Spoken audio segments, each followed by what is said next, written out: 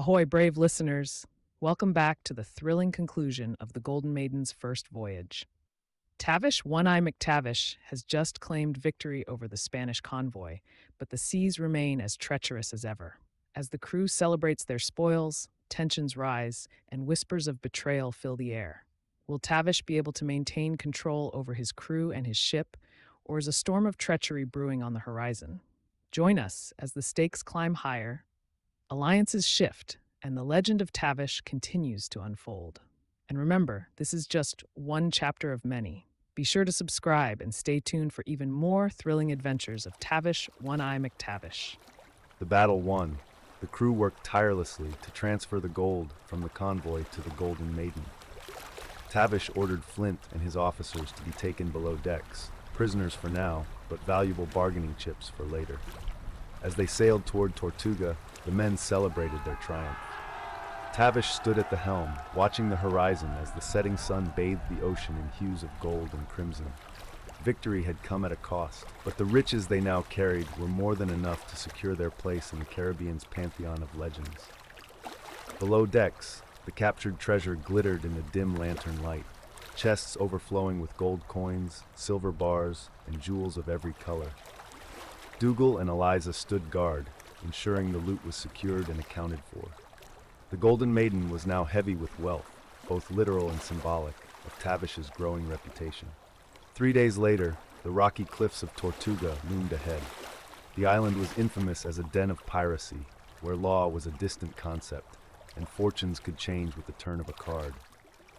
The Golden Maiden sailed into the bustling harbor, her decks lined with pirates ready for respite and revelry. Tavish gathered his officers in the captain's quarters, Flint standing in chains before them.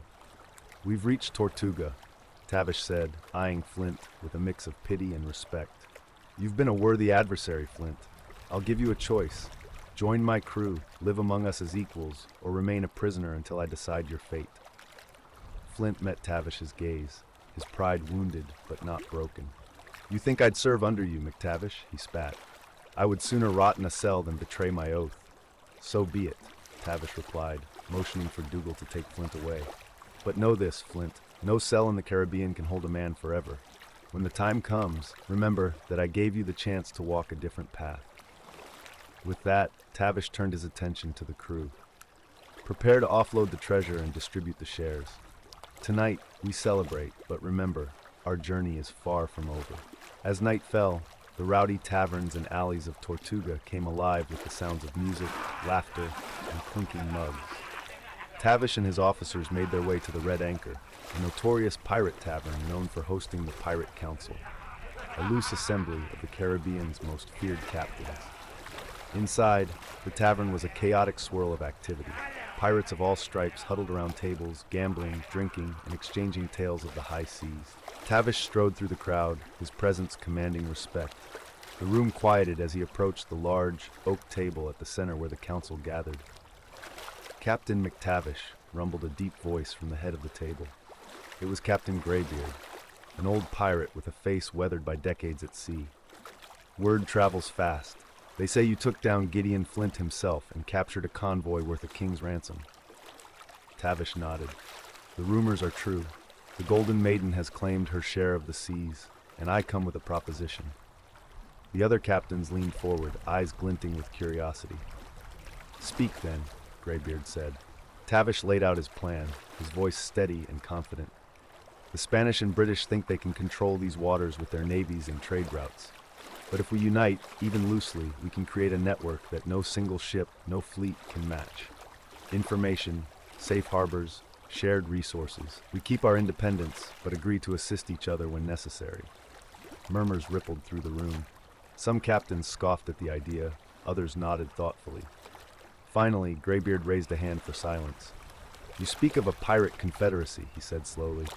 "An ambitious notion, but who would lead such a network?" "Not one man," Tavish replied smoothly. "A council, with each captain having an equal voice. We meet here in Tortuga once a month to exchange news, discuss threats, and plan joint ventures. In return, we agree to honor each other's territory and not cross into conflict needlessly." The room was silent as the captains considered his words. Tavish could feel their eyes on him, weighing his proposal. Finally, Greybeard nodded. You have the spirit of a true pirate, McTavish. I will support this confederacy, provided the others agree. One by one, the captains signaled their assent, some grudgingly, others with enthusiasm. A new chapter in the history of Caribbean piracy was beginning, and Tavish, One-Eye McTavish, stood at its forefront.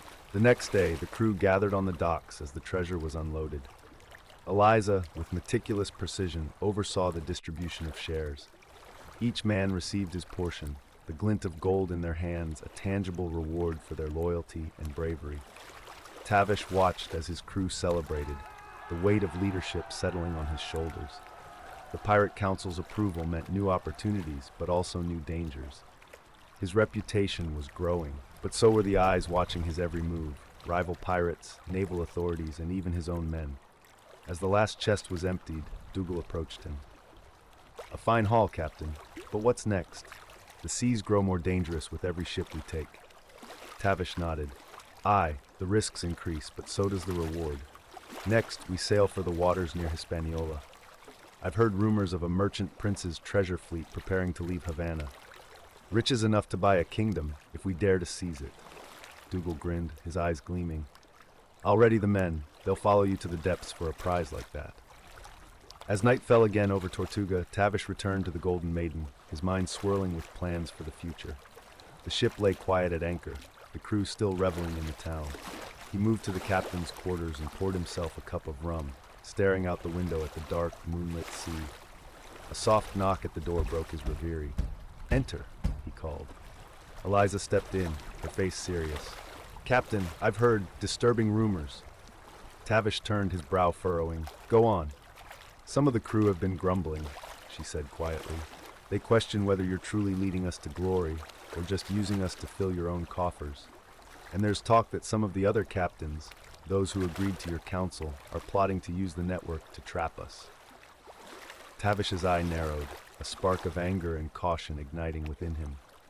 Betrayal, then, from my own men and allies? Not yet, Eliza replied, but it's a seed of doubt. If it grows, it could turn into something worse. Tavish walked to the window, staring out at the sea that had given him everything and demanded so much in return. Then we must cut out this rot before it spreads, he said finally. Prepare the crew for an announcement at dawn. We sail for Hispaniola, but not just for treasure. We sail to remind every soul on this ship and in these waters who leads the Golden Maiden. Eliza nodded, her expression a mix of concern and resolve. Understood, Captain, I'll see to it. As she left, Tavish turned back to the window, gripping the hilt of his cutlass. The seas ahead were dark and full of peril, but he would face them head on.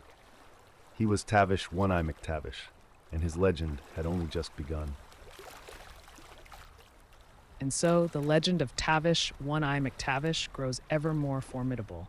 From outwitting the cunning Gideon Flint to forming a pact among the Caribbean's most feared captains, the Golden Maiden continues her voyage into treacherous waters and untold riches. But what dangers will our crew face next? Only the sea knows. Now it's your turn, brave listeners. What do you think of Tavish's choices? Would you have handled things differently? Share your thoughts and theories in the comments below. Your insights might just shape future tales in this saga. If you enjoyed today's adventure, don't forget to give this video a thumbs up. It really helps support the channel and brings more pirate stories to life. And make sure to subscribe and hit that notification bell so you never miss an episode. This is just one of many tales, and there are countless more battles, treasures, and betrayals on the horizon. Until next time, may the wind be ever in your sails and the thrill of adventure in your heart. Farewell for now.